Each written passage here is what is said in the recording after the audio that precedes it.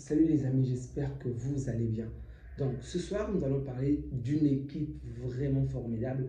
Là, je parlais bien évidemment de la Real Sociedad. Vraiment, c'est une très belle équipe avec un excellent jeu. En face d'elle, elle avait une équipe composée des Galactiques. Oui, des Galactiques en carton. Une fois encore, qui remporte le match grâce aux faveurs arbitrales. Bon, on va dire que c'est une victoire méritée puisque l'adversaire a été tellement nul dans les derniers mètres. Alors là, j'étais frustré. Et je peux vous assurer que aux alentours, à partir de la 41e minute, je répète 41e minute, j'avais complètement perdu espoir sur la victoire de la Real Sociedad ou même match. J'avais carrément compris que cette équipe devait s'incliner. Parce que la Real Sociedad s'est procuré énormément d'occasions. Ok, Mbappé a été élu homme du match. Je pouvais également dire que c'était euh, Courtois, parce que Courtois a vraiment sauvé le Real en première période. Évidemment, il y a eu également l'aide défensive, l'aide de ses défenseurs, mais Courtois a réalisé de bons arrêts qui a permis à cette équipe de tenir bon jusqu'à la fin. Et au final, comme toujours, les Galactiques ont obtenu des tirs, des pénaltys. Donc le Real qui, précisons-le, ok, le Real vient de marquer son quatrième but, ok. Donc sur 5 matchs, le Real a 4 buts sur 9 sur coup de pied arrêté. Penalty, c'est abusé quand même. En fait, je vois que cette équipe est en train de progresser petit à petit. Ok, tant mieux pour eux, mais jusqu'à présent, je ne suis vraiment, alors là, vraiment pas impressionné par ces Galactiques.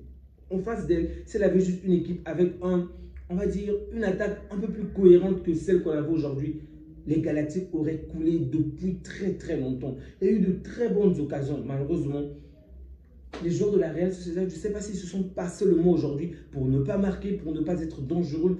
Dans les derniers mètres, c'était pas croyable, vraiment pas croyable. Même Takekubo m'a donné des mots de tête, alors que d'habitude, j'aime voir ce petit jouer, j'aime voir ce joueur faire de bonnes choses. Mais dans les derniers mètres, il était nul. Oh, bon sang. Un seul but, on ne vous demande pas 2 ou 3. Un seul but. Becker. Le mec, il est en professionnel, il joue en professionnel. Il n'arrive pas à faire la différence à quel moment un joueur est hors jeu et pas hors jeu. Il a parcouru, je ne sais pas, 30 ou 40 mètres tout seul avec la balle. Il arrive dans le camp adverse. Il n'arrive même pas à voir que son collègue est hors jeu. Mec, tire si tu ne sais pas faire quoi que ce soit.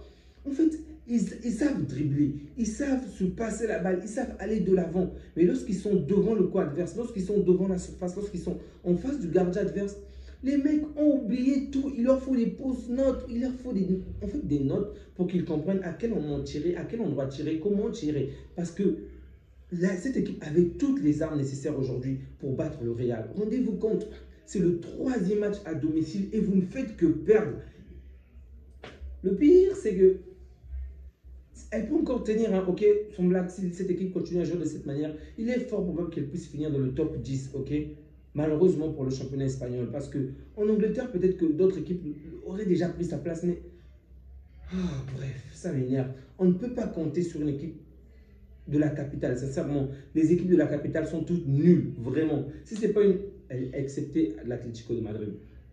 Mais sinon, pour la majeure partie des équipes, elles sont constamment décevantes quand elles jouent contre le Real. Tu as l'impression que, en fait, elles ne veulent pas gagner, elles veulent juste perdre du temps, faire le beau jeu, en fait, jouer au clown et à la fin, se barrer. Bref, vraiment, je suis déçu par cette équipe. Elle m'a tellement tapé sur les nerfs. En fait, je ne suis pas déçu parce qu'elle n'a pas bien joué, ok? Je suis déçu parce qu'elle a vraiment manqué de réalisme. Elle s'est procuré tellement d'occasions, tellement de domination, mais marquer un seul but a été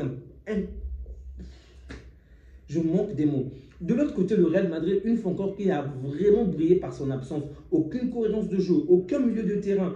Offensivement, nul, vraiment nul. Défensivement, il y a tellement de limites. En fait, cette équipe est tellement prenable. Je le dis aujourd'hui. Ça ne veut pas dire que le Real va rester ainsi pendant tout le reste du championnat. Mais aujourd'hui, le Real est tellement prenable. Le milieu de terrain tue complètement.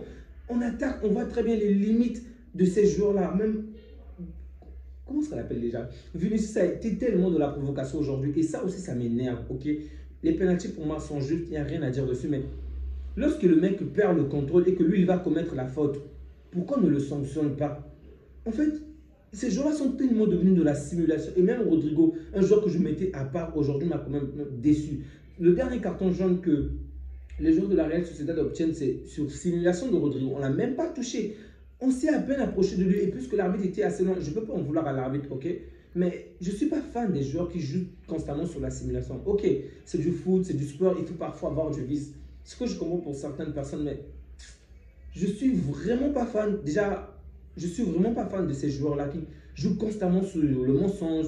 Même au quotidien, je n'aime pas ce genre de personnes, ok? Et c'est l'une des raisons pour laquelle j'aime Messi, parce que c'est un gars honnête, même sur le terrain, on le tape, il est là. Tant qu'il n'y a pas réellement la faute, il ne tombe pas. Mais Rodrigo, qui était jusque-là, je dirais, sincère de ces joueurs de Madrid, j'ai l'impression qu'il veut être dans le même moule que Vinicius, qui manque constamment, mais bref. Ça, c'est une déception pour moi, parce que c'est un joueur que j'aime beaucoup, plus que Vinicius même. Bref, Vinicius, aujourd'hui, il n'a vraiment pas brillé. Mbappé qui a été élu homme du match, et je pense que c'est vraiment mérité. Il a fait une très bonne première période.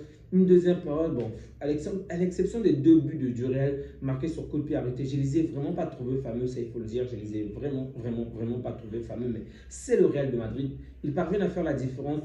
C'est vrai, on peut se plaindre de l'arbitrage, mais dans l'ensemble, cette équipe a juste eu du réalisme. Le réalisme que la Real Sociedad n'a pas eu.